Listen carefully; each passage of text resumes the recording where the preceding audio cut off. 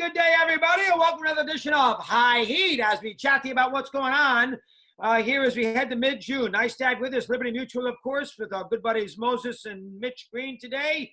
It's you and I. Looking forward to that Sunday show on the network. Ken Griffey starts at 8 o'clock. It's like about 90 minutes. You know that would be great. Boy wonder there for Seattle. And here's our good buddy Howard Reynolds. He, of course, part of the staff, does a superb job, and he knows Griffey well.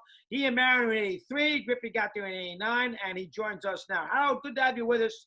And I'm sure he was the top pick in the draft. So you knew what you were going to get when he showed up there in 89. You knew that this guy probably right away was the real thing, right?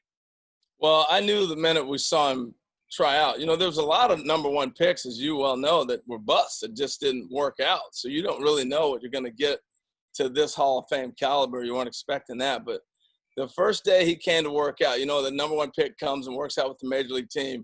So he walks in with this great big old afro. And we had all seen and grew up watching his dad. So we knew who his dad was. And we figured, you know, his dad used to one hand flip the ball over the place. Not a lot of power, but a little bit. Junior hops in the cage. He's already 6'4". He's kind of skinny, starting to grow into his body. But he starts rocketing balls in the upper deck. And we were like, who is this? Wow. And a year later, you know, he was on the big club. So it did take a year. So he had that first spring training. How did he fit in right away? Now, you guys were a bad team, so you needed a couple of saviors. So that, from that standpoint, probably helped. Now, you put a lot of pressure on him.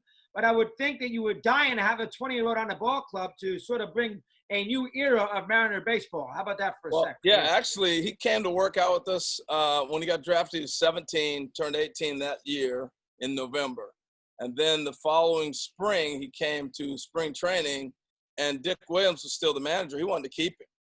And at 18, he wanted to make our club because, yes, we were struggling, but he was that good.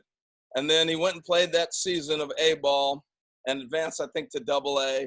And then the next year at 19, Jim Lefevre got him and brought him to the big leagues. By then, Dick Williams had been let go.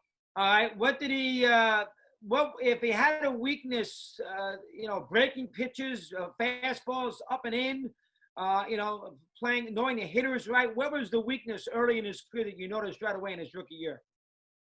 Probably just a little aggressive. You know, he swung at everything. He didn't strike out a whole lot, but he swung at a lot of pitches like a lot of young guys will. And then he tried to catch everything in the outfield. I mean, any ball hit, he was running everywhere and throwing over cutoff men. I mean, his talents were off the charts. And by mid-season, he was the best player on our club or headed that direction. He'd figured it out. He was hitting breaking balls. He was hitting balls the other way. They played him against left-handers. He ran balls down. He started hitting cutoff men, and you knew you had something special. All right, now listen, the Mariners didn't really get going as far as the fan base is concerned for about 4 years. You know, that '95 pennant race and catching the Angels and the Yankees and everything else. So those first 3 or 4 years, was he a curiosity?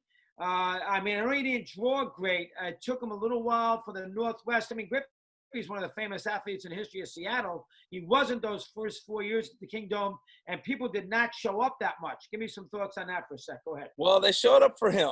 I remember the opening day, he hit a home run the first time he came to the Kingdome, and everything was about the kid. You know, a 19-year-old, that was a novelty in itself. They had a candy bar after him. He became a phenomenon, and as we traveled, his jersey became the most popular jersey. You know, he fit in great with the kids. He had his hat backwards, and he was 19 years old, and youngsters could identify with him, and he played video games and talked about that while we're all still watching the television. You know, so I remember getting on airplanes, and he would have them bring in 2 TVs, and he set up in the back of the plane so you could play video games on our flights across country. Wow, you know, so he was a kid, and it caught on quick. And so I would say by his second or third year, he started having people filling out stadiums and coming to watch him play. How about the family dynamic when his father came for a year? Well, give me some thoughts on that. Go ahead. That went to a whole nother level. Obviously, you know, we grew up watching the Big Red Machine, and we knew about his dad. I think because he played with his dad, he became a great hitter. You know, you look at when he was probably 20 years old, it's when his dad joined us, and he went to a whole nother level. And here's one for you, Mad Dog. Nobody in the organization touch his swing. He'd come out early and hit, and he would hit extra, different things like that. He worked his tail off. But the only guy, even when his dad was not playing with us, Gene Klein's our hitting coach, and he was the only one allowed to talk to Junior, and he'd call Senior and say, what does he do? And they had their little buzzwords. He'd hop on the phone. He worked on his swing. So when his dad showed up, he was not only his dad, but he was his hitting coach and his friend, his mentor, everything. And it just took Ken to another level. And he had a long swing. I mean, it wasn't like he had a short, compact swing. He coiled like a cobra. He had a big swing. Did he not, Harold? Yeah, he did. I mean, he learned that. I think when he first came in, he tried to peck the ball like his dad quite a bit.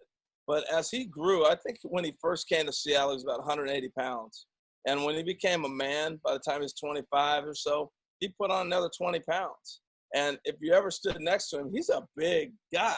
Yes, and so he was able to incorporate that. He always would tell everybody, I'm just a line drive hitter. And the ball would carry. But that came with natural growth and size. And I want to throw that in there. The great thing, I look back at Griffey in that era and great hitters and sluggers that came along, he was clean. You know, I think the injuries that he had, you'll look at, they were natural. But he was clean, and I think that's impressive. 100%. I mean, nobody ever suspected him of anything. You think he enjoyed making that great Willie Mays circus catch climbing walls, or do you think he enjoyed the home run instead? I think the joy he would have in making a catch and shaking the ball was impressive. Now, I'll tell you this quick story about his arm. We're going into New York to play the Yankees. And on the plane, him and Edwin Nunez, one of our starting pitchers, he threw in the mid-'90s, talking smack the whole way from Seattle to New York. I got a better arm. No, you do. I throw 95 on a mound. No, you can't. This and that. Yeah. So we get to New York, walk out for BP, and they're still going at it. And they say, all right, let's see who can throw the ball over the black seats in center. All right, from home plate. So Edwin reaches it, clang up there where Reggie hit the ball off a huff, right? Yeah. Junior throws a ball out of the center field. And it was like, drop the mic, conversation over. How about that? I would think his first trip in a Yankee Stadium, his father played for the Yankees. He had a history of, he knew something about the history of baseball because obviously the Yankees and the Reds played in the World Series in '76. New York, big market. He's playing out in Seattle. Not that many people see him playing a day in, day out basis. I would think his first couple of trips in the Yankee Stadium when he was a young kid were something. I don't remember it, but they must have been something to behold, correct? Oh, they were. He put on a show. And, it's funny. He had two things he did not like about the Yankees.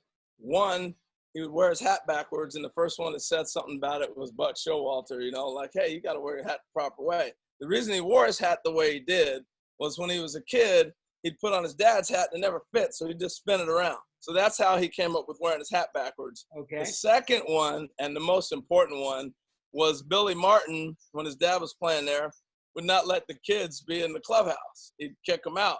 And his dad, they get into this in the documentary. You'll see it come 8 o'clock on, when does it air? Sunday night. Sunday night. You'll see it there. It's in the documentary. But that's a true story. Ever since that, he had it out for the Yankees. And it didn't matter if it was a regular season or a postseason, he was coming after the Yankees. And he scores the game-winning run. Howard, great job. We look forward to it here on Sunday night at 8 o'clock. You were superb, of course. A good chronicler yourself. Keep up the good work. Always a pleasure. We'll talk soon. Appreciate it today. All right, my friend. Appreciate it. Thank you. You got it. Howard Reynolds, it's great to have him with us. Liberty Mutual, of course. Great job with them. Moses and Mitch Green. We'll see you down the road here on High Heat. Adios.